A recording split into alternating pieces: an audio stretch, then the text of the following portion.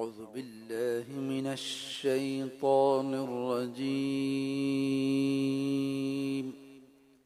اللہ کی پناہ مانگتا ہوں میں شیطان مردود سے۔ بسم الله الرحمن الرحيم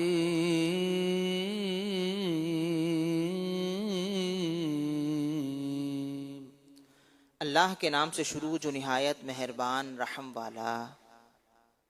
يا أيها الذين آمنوا كتب عليكم القصاص في القتلى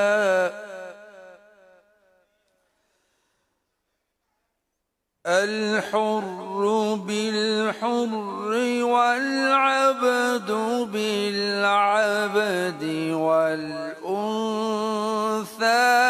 بالأنثى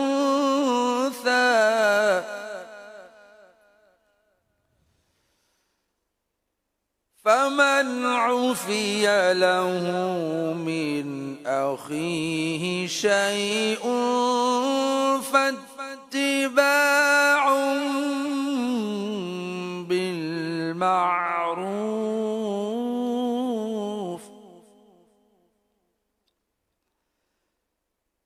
فاتباع بالمعروف وأداء إليه بإحسان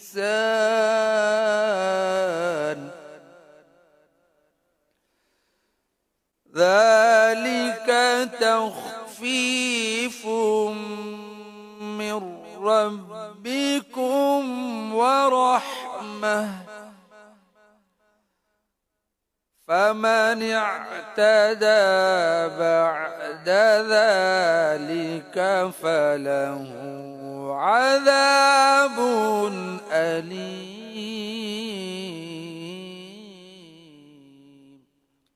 آسان ترجمہ قرآن کنز العرفان۔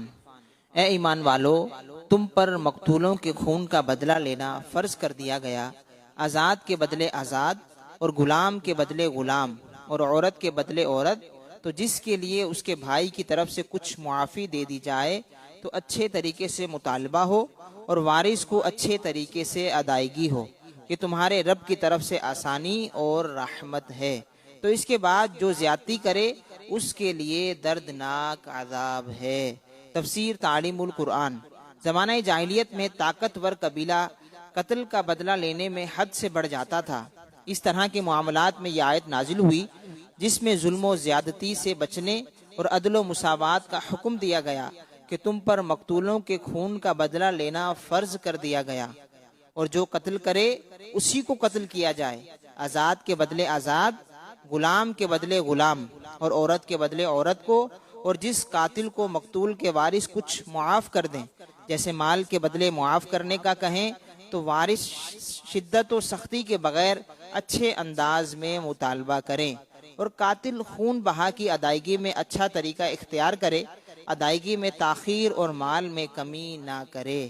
یہ معافی اور دیت کا حکم تمہارے رب کی طرف سے آسانی اور رحمت ہے کہ قصاص اور معافی و دیت میں کسی کو بھی چن لینے کا اختیار دیا ہے، تو اب بھی جو دستور جاہلیت کے مطابق غیر قاتل کو قتل کرے یا دیت قبول کرنے اور معاف کرنے کے بعد قتل کرے تو اس کے لیے دنیا میں قتل اور آخرت میں جہنم کا دردناک عذاب ہے۔ اہم باتیں۔ نمبر 1، علامہ اسماعیل حقی رحمۃ اللہ علیہ فرماتے ہیں اس آیت پہ خطاب مسلم حکمرانوں اور ان کے قائم مقام ہونے کی حیثیت سے قصاص نافذ کرنے کا اختیار رکھنے والوں کو ہے۔ اس سے معلوم ہوا کہ قصاص کے حکم پر عمل کرنا حاکم اسلام یا اس کے مقرر کردہ فرد کی ذمہ داری ہے، از خود قصاص لینے کی ہرگز اجازت نہیں۔ نمبر 2، آیت میں قاتل اور مقتول کے وارث کو بھائی کہا گیا۔ اس سے معلوم ہوا کہ قتل اگرچہ بڑا گناہ ہے مگر اس سے ایمانی بھائی چارہ ختم نہیں ہوتا، اور یہ بھی پتہ چلا کہ گناہ کبیرہ کا مرتکب فاسق ہے، کافر نہیں۔ نمبر 3، مقتول کے وارث کو اختیار ہے کہ قاتل کو بغیر عوض معاف کر دیں یا مال پر صلح کریں۔ وَلَكُمْ فِي الْقِصَاصِ حَيَاةٌ يَا أُولِي الْأَلْبَابِ لَعَلَّكُمْ تَتَّقُونَ۔ آسان ترجمہ قرآن کنز العرفان۔ اور اے عقل مندو، خون کا بدلہ لینے میں تمہاری زندگی ہے تاکہ تم بچو۔ تفسیر تعلیم القرآن۔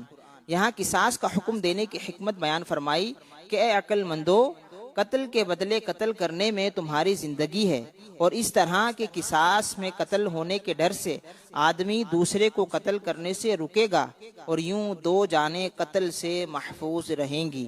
نیز جب قاتل کو قصاص میں قتل کیا جائے گا تو دوسرے لوگ اس سے عبرت پکڑتے ہوئے اقدام قتل سے باز رہیں گے، اور یوں انسانی جانوں کا تحفظ ہوگا۔ كتب عليكم إذا حضر أحدكم الموت إن ترك خيرا الوصية